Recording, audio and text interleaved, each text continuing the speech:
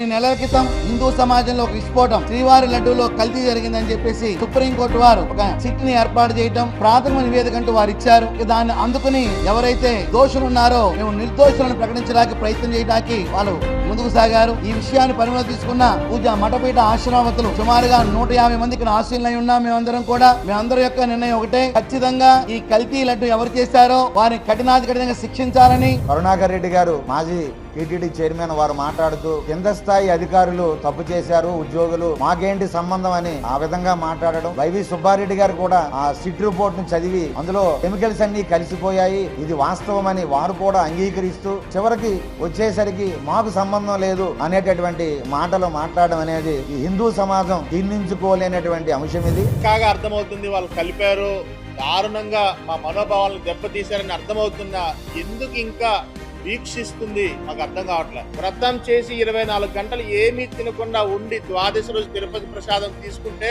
Break చేసినట్టుగా అనిపిస్తుంది మాకు.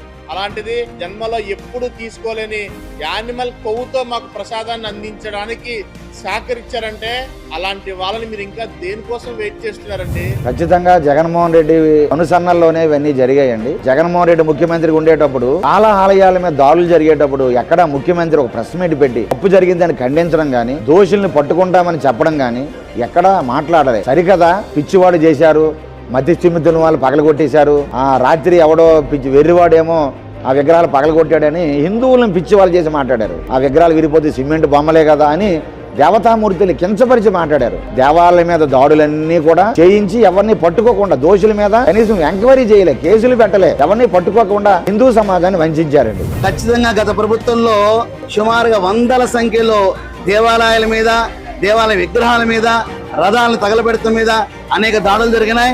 ప్రతి ఒక్కసారి కూడా మధ్యస్థితం లేదు అని చెప్పేసి ఒక టైటిల్ ఇచ్చి పక్కకి పంపించి ఏర్పాటు చేశారు. దీంట్లో పూర్తిగా జగన్ రెడ్డి గారి యొక్క హస్తం అని చెప్పి మేము నమ్ముతున్నాం. గతంలో ఒక 3.5 సంవత్సరాల క్రితం ఆ పార్టీ ఉన్నప్పుడు నేను తిరుమల దర్శనానికి వెళ్ళానండి. అప్పుడు లడ్డూ ప్రసాదం కొనుక్కొని తినడం జరిగిందండి. ఆ తిన్నప్పుడు వాంతి అయిందండి. అప్పుడు డాక్టర్ దగ్గరికి వెళ్ళి చేస్తే ఫుడ్ పాయిజన్ అని చెప్పారండి. నేను తిన్నది లడ్డు ఒకటండి పొద్దున్న నుంచి, ఇంకేం తెలియదంటే అప్పుడు ఆ లడ్డే పాయిజన్ గా మీకు మారిందండి అని చెప్పినప్పుడు అక్కడ ఉద్యోగస్తులు కొంతమంది వచ్చి నన్ను కిందకి పంపించారండి బలవంతంగా. కలియుగ వైకుంఠ వారధుడు, వైకుంఠ వాసుడు ఆ లడ్డూ ప్రసాదంలోనే జరగకూడని పాపం జరిగిందండి, కల్తీ జరిగింది. కిందసారి కార్యక్రమాల్లో రథాలు తగలడిపోయినాయి, గుళ్ళల్లో విగ్రహాలు నరికేశారు, విజయవాడ అమ్మవారి గుడిలో రథాలు పోయినాయి.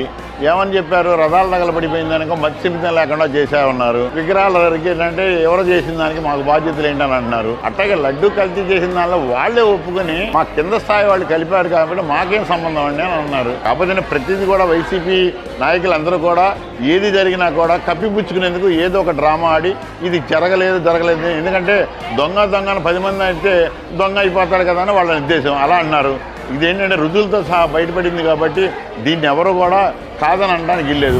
క్షమించాలనేటువంటి నేరం ఇది. హిందూ అనేటటువంటి వాళ్ళు ఎవరు కూడా దీన్ని క్షమించరు.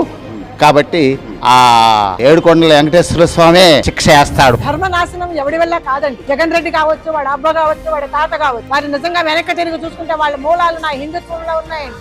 సనాతన ధర్మాన్ని పాటించిన వారు. నా భగవంతుడు కొండ విలువ తెలియజేసినప్పుడు ఈ పాపికి ఎవడు తెలియజేస్తాడో మనం వేచి చూడాల్సిందే. భక్తులందరి మీద కూడా ఇది కుట్రపూరితమైనటువంటి వ్యాఖ్యానం ఏంటి అంటే, ఇది ఏదైతే చేస్తున్నారో వాళ్ళు అది చేసేది మన హిందువులకి పిల్లలు పుట్టకుండా ఉండాలి, హిందువులకి ప్రజ్ఞత ఉండకూడదు, హిందువుల్లో ఆత్మ నూన్యతా భావం లేకుండా వాళ్ళంతా కూడా మా వెనకాల పడి కుక్కల్లా తిరగాలి అని చేస్తున్నారు తప్ప హిందూ దేవుళ్ళు గౌరవించరు వాళ్ళు.